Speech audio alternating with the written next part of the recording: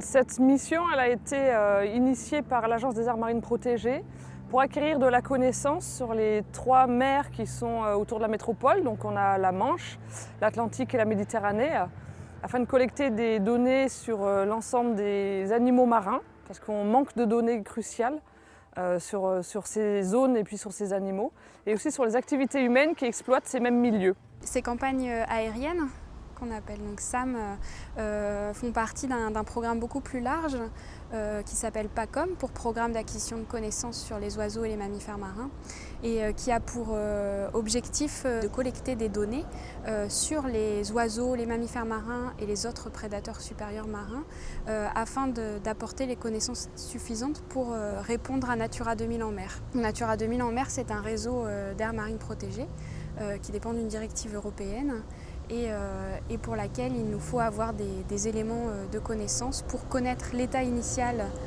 de ce patrimoine sur les zones déjà désignées, et aussi avoir les éléments nécessaires pour définir de nouvelles zones.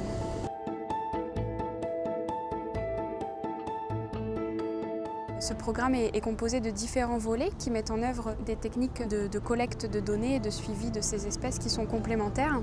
Donc les campagnes SAM, c'était de l'observation par avion, mais on a aussi un volet d'observation depuis des plateformes maritimes, un volet dédié à la connaissance des puffins, qui sont des espèces d'oiseaux marins, par de l'acquisition de données GPS en leur mettant des balises pour connaître leur déplacement, et enfin un volet d'études acoustiques sous-marines par la disposition d'hydrophones sous l'eau pour écouter les mammifères marins et plus particulièrement les marsouins communs. Tout ça forme un tout cohérent et pertinent pour obtenir des informations sur ces espèces marines.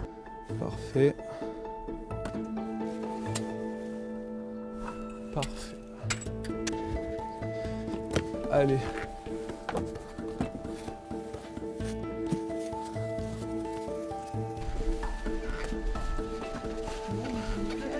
C'est Monsieur Propre. Voilà, nettoie les bubbles pour bien voir. Notamment dès qu'il y a un petit peu de soleil dessus, sinon ça peut être assez gênant, le moindre trace. Déjà c'est une expérience humaine qui change en fait de la ligne, parce qu'on est avec une équipe en permanence. Donc il faut apprendre à gérer le côté humain, ça c'est super sympa. En plus ils sont pas évidents, hein. Ils sont pas faciles à supporter, hein. Non, je rigole. C'est sous l'impulsion de l'Europe, qui vise à ce que chacun des pays de la communauté européenne protège ses eaux maritimes, que ce projet a été développé. Donc PACOM vise à acquérir de la connaissance pour pouvoir ensuite définir où placer des aires marines protégées pour qu'elles soient effectivement utiles et efficaces à la protection du milieu marin. Il se trouve que pour des vastes surfaces comme la mer Méditerranée ou l'Atlantique, c'est le moyen aérien qui est le plus efficace, puisqu'on va rapidement couvrir de vastes surfaces et collecter de la donnée très rapidement. Donc on part des environs de Rochefort. On va monter en zigzag le long de la côte à peu près jusqu'à Nantes. Du coup après on redescend pour descendre jusqu'à l'estuaire de la Gironde et rentrer. On observe tous les animaux marins, donc on observe la mégafaune marine qui comprend les cétacés, les tortues, les requins, les raies, on a aussi les oiseaux marins. Et puis on fait aussi tout ce qui est activité anthropique, donc à la fois les macrodéchets et les bateaux. C'est parti!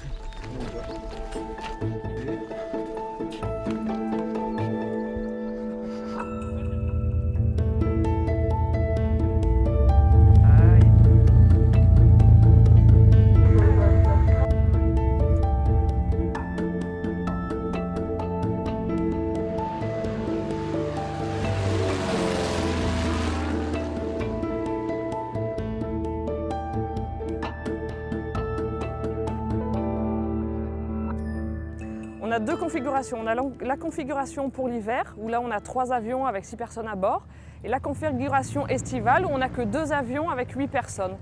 Dans les 8 personnes, il y a 1 ou 2 pilotes, et puis après on a des observateurs. Bon, il y a le chef de mission qui est scientifique, et on a des observateurs qui viennent soit du milieu associatif, naturaliste, soit déjà des salariés de structures comme la LPO, l'APEX ou Éco-Océan Institut, qui sont des structures qui travaillent déjà dans le domaine des animaux marins, soit sur la façade atlantique, soit méditerranéenne.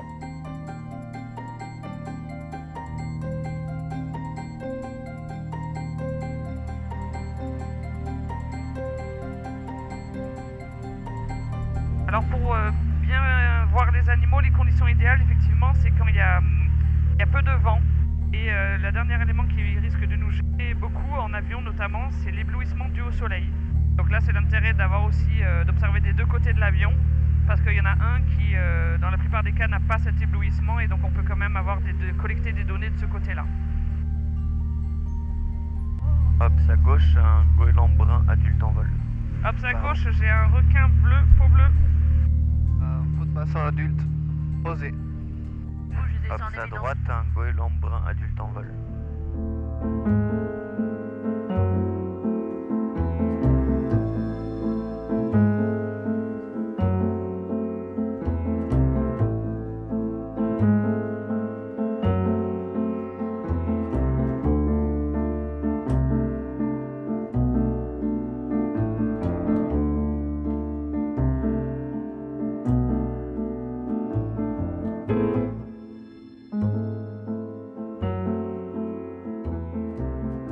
À la fin du vol, il y a un gros travail de validation des données.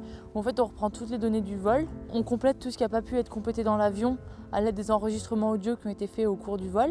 Ensuite, on reporte toutes les modifications qu'on apporte à la base de données et même toutes les données du vol dans un cahier qui permet après d'avoir une espèce de copie papier de sauvegarde de ce qu'on a fait. L'objectif de ces programmes, c'est d'apporter des éléments scientifiques pour prendre des décisions sur les zonages, en fait, tout simplement, de futures aires marines protégées. Suivant les espèces, on a un très gros contraste entre la distribution d'hiver et la distribution d'été. C'est toujours quand même intéressant d'avoir des informations à cette échelle-là et sur des pas de temps qui sont assez courts. C'est quand même assez majeur, je pense, en termes de résultats scientifiques, c'est très intéressant, quoi. Je pense que l'objectif, c'est d'abord de savoir où sont les animaux. Du coup, on va chercher les outils adaptés à la protection de ces espèces ou de ces espaces.